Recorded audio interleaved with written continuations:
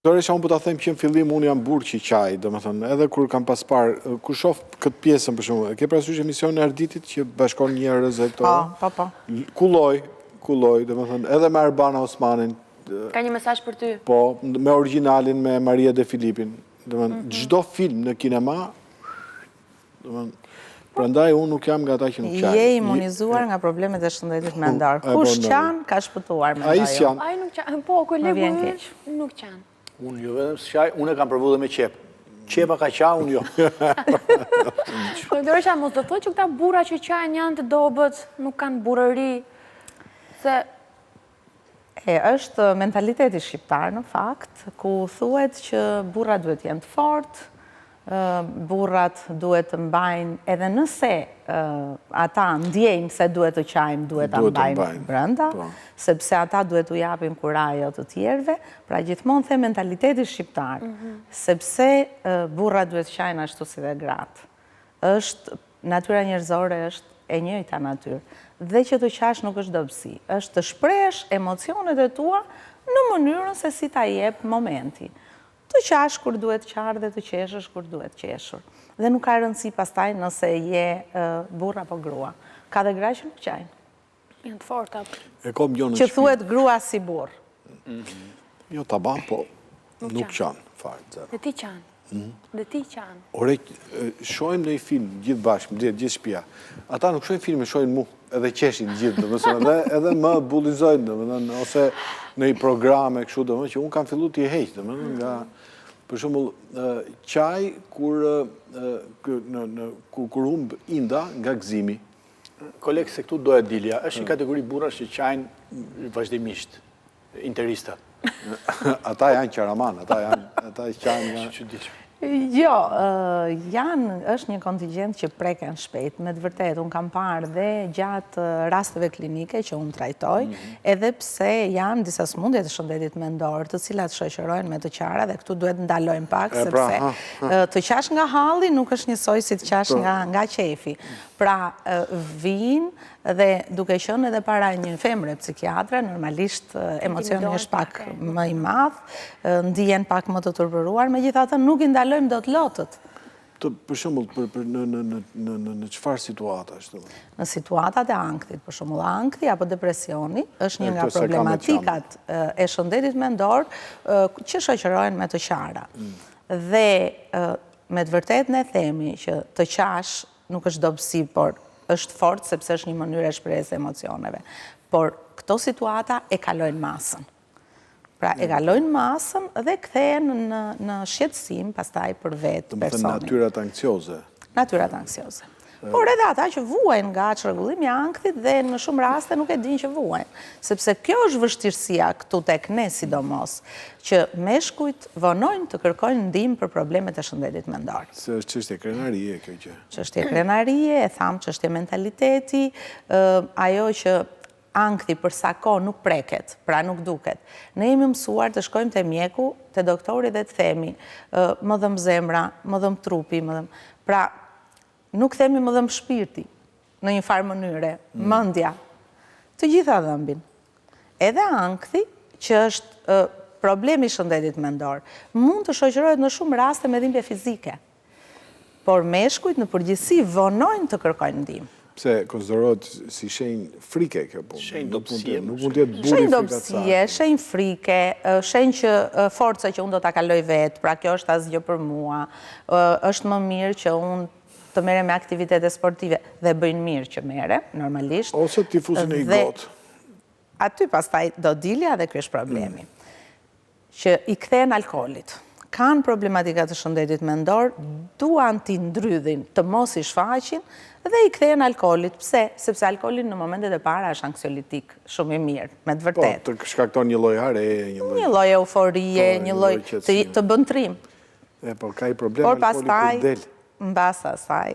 është depresioni 2 fish, 3 fish, për Absolutisht, qa thash, qa bëra, si rashin qaftë. Jo vetëm për atë, por edhe për shumë dhimbje fizike, por edhe për një rënje emocionale të theksuar nga përdorimi i alkoolit, sidomos flasim për përdorimin e zgjatur, se në një fest, në një aktivitet, të gjithë njerëzit mund të konsumojnë alkool, dhe kjo nuk është e gabuar, në një sasi të moderuar. Po, e kuptoj. Por Po ata që kanë fest për ditë. ata janë të varur me alkooli, kolegë.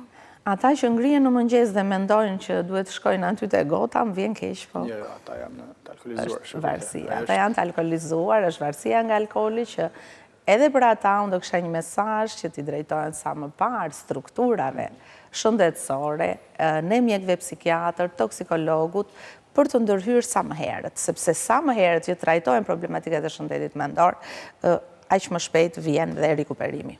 Përveç barnave, ju përdorni kështu metoda jo hipnoza, gjërat se natyre, apo?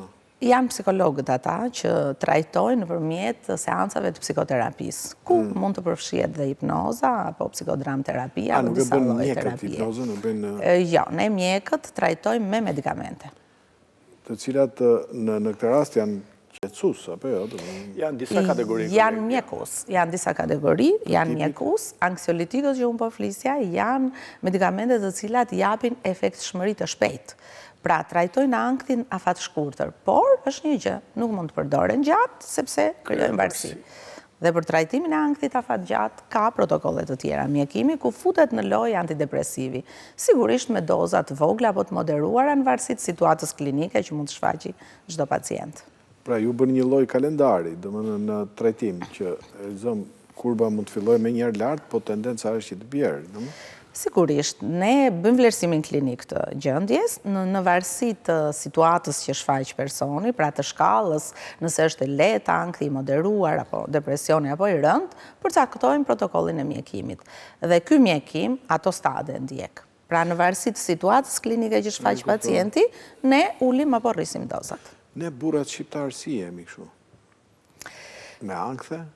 Ka shumë raste, ka shumë meshkuj që kërkojnë ndihmë, ka shumë meshkuj që vuajnë nga ankthi dhe nuk kërkojnë ndihmë.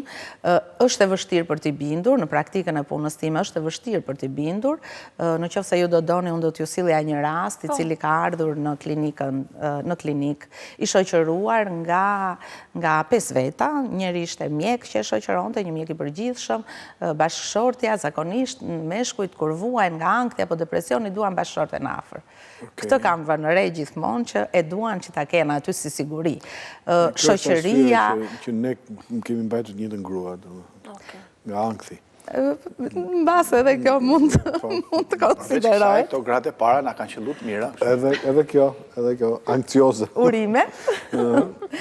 Dhe pse arriti deri aty sa ta shoqëronin disa persona? Për faktin që e fsheu gjatë ankthin, e fsheu gjatë, e mbarti brenda vetes derisa filloi me frikrat se nëse do dilte jashtë i vetmuar, mund t'i ndodhte diçka deri në vdekje. Deri në arrest kardiak. Paranojat, kolegë. Dhe jo paranoja, nuk është tjetër gjë paranoja, frika, obsesione. Jemi të ankthi akoma. Jemi të ankthi akoma. Sigurisht ishte pak e vështirë për ta futur në linjën e trajtimit, ashtu siç mund të them, gratë pranojnë me një herë të trajtohen, burrat hezitojnë pak. Dhe kur fillojnë mjekimin pastaj, janë më të rregulltit në marrjen e mjekimit dhe në ndjekjen e trajtimit. Sepse shohin dhe ndryshimin, no? Sigurisht. Po, megjithatë, mjekimi në këtë rast shoqërohet me ndonjë lloj diete ushqimore ose me ndonjë lloj ndalese nga veset në rutinë, në përditshme. Patjetër që ne në shëndet mendor rekomandojmë gjithmonë që të qëndrojmë larg veseve të cilat janë e para kafja. Ne rekomandojmë që mos përdoret kafe ose nëse personat janë mësuar që ta pinë atë vazhdimisht, të paktën deri në një në ditë. Sigurisht cigaria nuk duhet konsumuar. Nuk e pi kolegu cigare. Kolegu s'pi cigare. Nuk duhet Mund konsumuar. ta themi publikisht se na shohin dhe prindrit e kolegut. Ai ka pirë cigare gjithë jetën. Çaftas, por ka pirë duhan gjithë jetën. Atëherë këshillojmë që të Babi dhe mami, fillojë. domethënë që ti pi duhan. Duhet të uli gradualisht, sasi. E ka ullur. Nga 3 pompa, nga 5 pompa 3. Faleminderit. Po ja, mund t'i bëni 2-1 dhe Nga që këtu tani nuk e pi njëri cigaren, histori cigare që pas ti, kolegë. Pas pi Marlboro. Para 20 vjetëve. Para 20 vjetëve thua, domethënë unë kam 20 vjet që e kam lënë duhan. Nese, nuk është kjo që kryesorja, sepse ka raste kur cigaria bën pjesë edhe te grupi terapisë, sepse në fundit nikotina jetë një lloj... Jo, më vjen keq, pa nuk e konfirmoj. A, je doktor, ti ja nuk je doktor. Alkooli, sigurisht që ndalohet Atë alkooli, dali nga alkooli me qenë. rreftësisht në momentet që personi është duke u trajtuar. Dje kam pi pak raki, dhe më dhe mund asë 100 ml, shumë pak se 100 ml, po e shoqërova me djathë dhe qep njoma. Mirë bëra? Po dhe ndonjë qofte të kishe shtuar. Kishim spek. Doktoresha, tek meshkujt to trauma nga vinë. Fëmijëria mund të kenë ndodhur diçka, po them gjën më të fundit ku futemi në fare, freudizëm, nikën më bjerë. Fajnë e kam një baba tjetër. Thuhet që problemet e shëndetit mendor për të gjithë, po kryesisht dhe të meshkujt, mund të vinë nga traumat që kanë kaluar në fëmijëri. Ne, nëse i pyet meshkujt që a ke kaluar ndonjë traumë në jetën tënde, nuk ti ta thot. Sepse ka dhe që i kanë kaluar trauma të rënda dhe ato i shprehin, por i kemi kaluar pa e kuptuar. Pra janë disa trauma që kanë mbetur në mendje, në subkonscient, pa e kuptuar. Ata kanë kalu trauma. Ata i kaluan vjetë një trauma. Mund të jenë bullizuar, po se kanë ditur që janë bullizuar. Nuk e kanë konceptuar. Nuk e kanë konceptuar, si të tillë. Mund të jenë dhunuar dhe dhuna, pastaj, sidomos dhuna seksuale, ato nuk A ke mund pasur të raste, harrohen. doktoresha, e pranojnë burrat shqiptar lehtësisht që në fëmijërinë e tyre të hershme mund të kenë kaluar episode për dhunim? Nuk e pranojnë lehtësisht, nuk e pranojnë, është shumë e vështirë ta pranosh, por janë disa elementë të cilët na bëjnë ne të mendojmë që ka kaluar. Në rrëfimet që ata bëjnë. Shumë e vështirë deri në të pamundur, ndoshta atje në Big Brother mund ta thonë këtë. Se di, po kështu... Jo, atje e sajojnë, se duhet të bësh që se skenarit. Te mjeku është e vështirë që ta pranojnë, ju si e kuptoni? ndoshta tek Një psikologu. fjali përshkruese që ata, ju thonë dhe juve mund ta kuptoni fare qartë që kanë pasur Ne një rast gjatë tillë. vizitave të herparseshme që bëjmë gjatë vlerësimeve klinike që i bëjmë pacientit, vëmë re elementë të cilët mund të na orientojnë, pra asnjëherë nuk mund të vendosim që patjetër ky është abuzuar. Jo, por na çojnë të mendojmë që është abuzuar.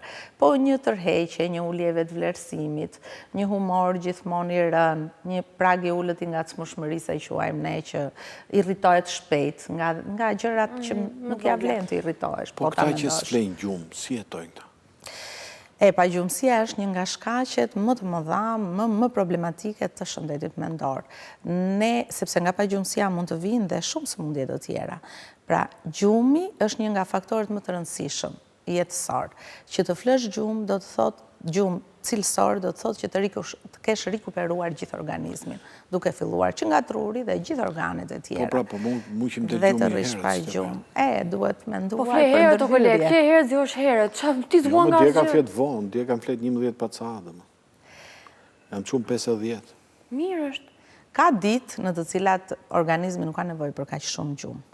Pra, vetë ndihet në një formë alerti ku nuk i duhet që të flej gjumë, po jo të rrigjit natën. Ky është ndryshimi, apo ditë të tëra pa gjumë, përbëjnë problem apo smundje, e cila pastaj mund të vazhdoj me shumë simptomat të tjera. Fillon dëgjon zëra për shumë. Nga pajgjumësia... Më kishte zënë gjumi një ditë, edhe ky fliste me zëturët, dhe kur u zgjova, thash, më duke se dëgjoj zëra, je skizofren. Jo, problemi është që mi që dëgjoj, po filloj edhe të flisje, të edhe përgjigje. Aty është... Edhe personat që dëgjojnë zëra, vuajnë nga problemet të shëndetit mendor, të cilat janë serioze për hir të së vërtetës, duhen trajtuar, duhet një vëmendje për ata, të ndihmojmë. Patjetër, çdo sëmundje e shëndetit mendor, nëse trajtohet sigurisht është e shërueshme. Nëse ne quajmë shërim apo jo shërim, pra ne quajmë trajtim dhe funksionim normal. Pra, ajo prishje e cilësisë së jetës që vjen për shkak të sëmundjes rregullohet. Personi funksionon normal në punë dhe në jetën sociale. Një diagnozë madhore në shëndet mendor që është skizofrenia, është diagnozë e cila duhet të trajtohet gjithë jetën, por dhe këta persona funksionojnë normalisht në efektin e mjekimit. Tani, me të pytë kodë, më e zëmë se në një moment caktuar je duke pa televizor, ABC-n për shumë. Neve. Dhe ne lidhemi me këto gjëra të rëndësishme, jo mbledhje qeverie, jo kuvëndi, jo mbledhje opozitës, apo opozitën e kemi Hajtë mo. nëse nuk ka rëndësi, në këto personazhet e rëndësishëm të Shqipërisë, qoftë media, qoftë politik, dallon që ka dhe nga dallon, domethënë. Pa sigurisht elementët e çrregullimeve të personalitetit. Na foli çik për kolegun. Kolegu nuk ka asnjë detyrë administrative, asnjë S'ka rëndësi, domethënë nuk ka Një pretendent për administrator pallati. Kjo mania e tij për të prish festën, për gjithmonë, domethënë ne kemi ndonjëherë entuziazëm e tjetër, thot të fundit e thot të fillimit. Çka ka ky kur ka qenë i vogël? Gjithçka që del nga normaliteti është një deviacion, por jo kolegun. E shoh me shëndet mendor të plot, është bipolar. Megjithatë, në qoftë se do ta shoqëronte pak këtë me buzëqeshje, do isha më e kënaqur se tani po mendoj në fakt gjithçka. Si ishte numri që kërkohet ndihmë? 127 për urgjencë. Duhet në fakt. A ka raste për shkak që vinë me urgjencë? Po, ka raste që vinë nga urgjenca, sepse problemet e shëndetit, sëmundjet e shëndetit mendor, nëse ato nuk trajtohen dhe shoqërohen me këto veset që ne përmendëm më parë, pra përdorimin sidomos të alkoolit, mund të çojnë në akte të dhunshme, në agresivitet, dhe shoqëria, komuniteti, familja, sigurisht do njoftojnë policinë, urgjencën dhe vinë tek ne, po unë punoj në ambulator, unë punoj në poliklinik dhe ne i adresojmë për në klinikën e psikiatrisë, ku është dhe pavioni urgjencës, ku marrin trajtimin e dur. Doktoresha, shumë faleminderit. Një sekundë, se nuk mund ta lëm, a nisëm te qarja, te loti. Po e tham. Se loti që pikon, Elsa. Diferenca e këtyre që s'kan bërë mjekësinë me ne që kemi bërë mjekësinë. Një sekundë. Në popull thuhet që qaj se lirohesh. Pse? Ja ta them unë, doktoresha do ma konfirmoj. Po, normal. Sepse gjithë mjekët që vinë këtu për të konfirmuar ty vinë. Në përbërje të lotëve, të tretur janë hormonet e stresit, prolaktina, ACTH, Enkino nuk di se ato skujto. Zoti është i moth, kështu mbyllet diskutimi. Pra, eliminon të hormonet e stresit, jep kohë trurit që të rimarrë ato hormonet e lumturisë, kënaqësisë, mirëqenies, dopamin, oksitocin, serotonin. Po nuk e kishim thirrur doktoresh, pse e çum që një gjestë? Jam rregull. Kishim Faleminderit kolegë, është absolutisht. Endorfin. Absolutisht. Faleminderit shumë doktoresha. Ishte shumë kënaqësi. Faleminderit. Kërkojmë ndjesë në emër të gjithë popullit shqiptar për kolegun, por është një gjë që Faleminderit ju për ftesën. Pas pak.